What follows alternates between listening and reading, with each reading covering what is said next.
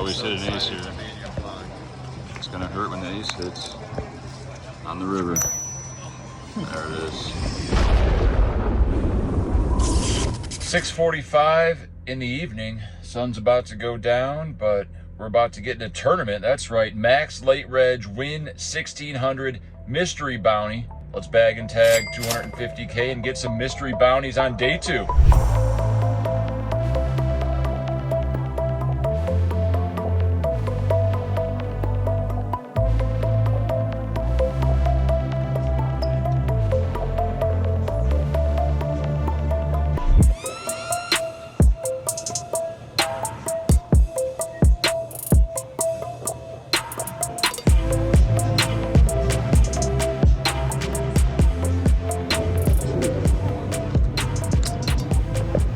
With blinds at 1,000, 2,000, we played 40 minutes and VPIP'd 0. Classic. Good times. 30,000 starting down to 22. Middle position opens to 4,500. I'm on the button with Alan Jackson offsuit. Think we got fold equity. It's the best hand we've seen. Let's go for it. We shove all in. My opponent shows his hand, puts it on the table. It's pocket queens. Is he folding? I try to ask if he's folding. He said, oh no. Puts the chips in play. I say, you're in trouble. I got Alan Jackson. This is gonna hurt when the ace hits. And we got video. Alan Jackson. Are you a vlogger? I am. I always hit an ace here. It's gonna hurt when the ace hits on the river. There it is. At 2,500 big blind, action folds to the button. It's been fairly loose, makes it 5,500 to go. I'm in the small blind with 37,000 and king 9 of spades. Is it time to use our tight image and go for that re-steal? Would you rather have 10-9 of diamonds here? Do you have a flatting range? I think it's a shove or fold spot with full range, and we decide on a fold. Tight is right, that's what the comments say, so we're gonna stay tight. It turns out the player on the button had ace-jack and would have called me. We might have sucked out, we might not, we'll never know. Butterfly effect. With a 2,500 big blind, I've still not played a hand. It's almost been 2 hours. Under the gun, German reg of some sort, opens to 5,000 with a 100K stack. I'm on the button with queen jack of diamonds and 31,000. Is this our spot? Do we have fold equity with our 12 blinds? There's only one way to find out. I just fold. I assume under the gun range is going to be much stronger than queen jack on average, and we have little to no fold equity, so wait for a better spot.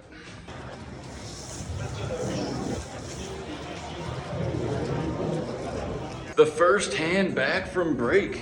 3K big blind, we have 31,000 in middle position, and we look down at a wired pair. The speed limit, pocket 5 is the optimal driving speed for most vehicles in terms of fuel efficiency if you still use a fuel burning vehicle. So we have 10 blinds, we stick them in the middle, cut off or button rejams 80K. Do they have a bigger pair? They do not have a bigger pair. They got Anna Kournikova, never wins. Let's keep it low, dealer. Here we go. This is what I waited for. Beautiful. Keep it low, dealer. Oh! Nice hand, nice hand. I played 2 hands, 2 hours. King on the flop, and we're out of the Wynn 1600 Mystery Bounty. Not the desired result, and it's time for the drive of shame. I was checking the Twitter analytics, and it looks like less than half of you that watch these videos are subscribed. Now is the time to subscribe. It's free. There's no cost. Just hit the subscribe button and the alerts bell, and you'll be alerted in your YouTube feed when I put out a new video. It's free. Not logged in? No problem. Create an account. It's also free. Trader Joe's Colombian 100% organic coffee with Quest vanilla creamer, sore throat, scrambled eggs, whites, yolks, Cholula, avocado, bacon.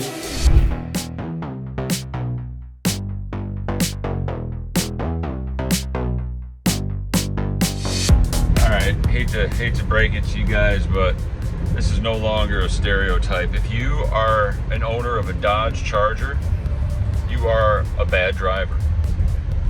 And I'm not just saying that because like assuming if you speed and you're aggressive and reckless, you're a bad driver. You're just overall not an optimal driver. Over aggro, it's like you're on steroids when you get behind the wheel of a Dodge Charger. I understand it's a sports car, you want to have some fun with it, but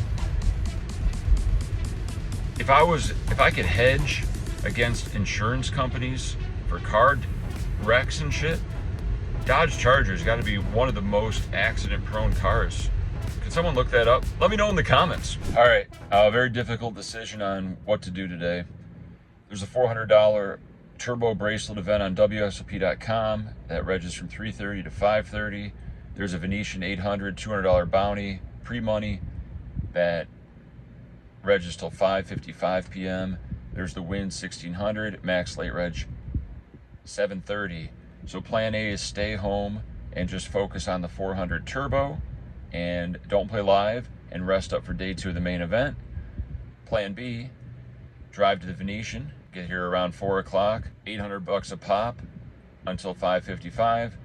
If I lose here, I can go to the Wynn, reg there till 7:30, $1,600 a pop. And the kicker is I can play the $400 turbo on my phone and make a vlog. Don't be results oriented, but I wonder what the correct decision is. Stay home, no vlog, grind online, relax, or go out, fire a bunch of bullets in live tournaments for this 100K Triton competition and play online at the same time? Let me know in the comments below. I chose plan B. As John F. Kennedy said, "We choose to go to the moon in this decade and do the other things, not because they are easy, but because they are hard." we don't do things because they're easy. We do them because they're hard. So we're gonna challenge ourselves, our will, our tilt levels, and just go to the Venetian and hopefully just stay here and win this tournament, get some sleep, and come back with a lot of confidence for day 2 of the main event. And we almost get in a car accident trying to get to this parking garage. Hate taxi drivers, drive Uber. So,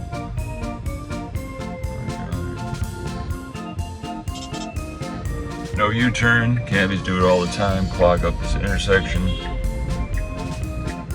Cabs. Okay, you got a stop sign, you gotta stop. Put your hands up. It's a shit show.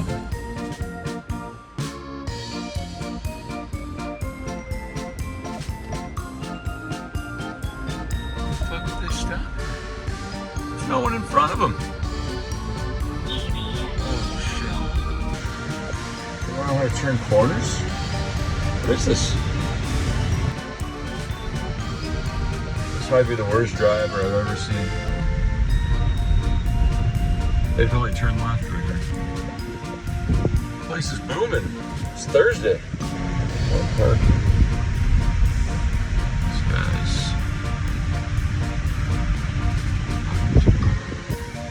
I will not tilt.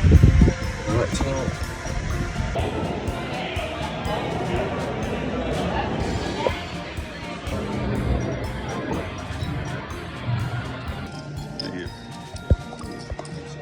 Alright, we draw the 9 seat, which I actually like, except the drop box smashes me in the left kneecap when I try to get close to the table. The under table railings make it impossible for a 6'5" Caucasian male to get anywhere close to the rail without bending over and hurting my back. But we're not going to let that tilt us. Table looks soft. Let's pounce.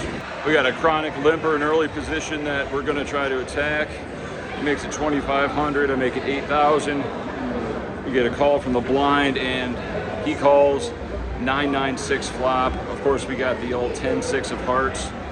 We bet 9,000 and they both fold. We take it down. Win a few more small pots. Chronic limper limps with a 5K chip, even though he's got 100 physical chips. Didn't want to put in 5 reds, just really clicking buttons. A dream scenario. 2,500 under the gun plus 1 calls. And we're next to act with ace queen off, 11,000 to go. Folds back to the limper who calls, and they're coming for my bounty, so over limper calls again, but they're in trouble when the flop comes ace, ace, 4, rainbow. Checks to me, down bet to 6,000. Under the gun limper quickly shoves 100,000 in the middle. Of course, we have the nuts in this situation. We call after the other guy folds, and we see 1-4 exposed from his hand and another 4. Nice flop, dealer. Let's get there. A lot of boat outs for the big, big double. Good hand. Nice flop. Wow. Okay, good game. Good luck. We do not get there, and we are out. We are abandoning Plan B. We are in the WSOP event, so that's going to have to wait. And let's get the hell out of here. Oh, wait, it's 5 o'clock. Perfect time for some rush hour traffic. Good times. Bad decisions were made. Life is all about timing. Right place at the right time, or wrong place at the wrong time. Look, it's the sphere. Right? Busted the $400 turbo with 1 minute past max late reg, so we could not re-enter. $1,200 gone. Let's play online.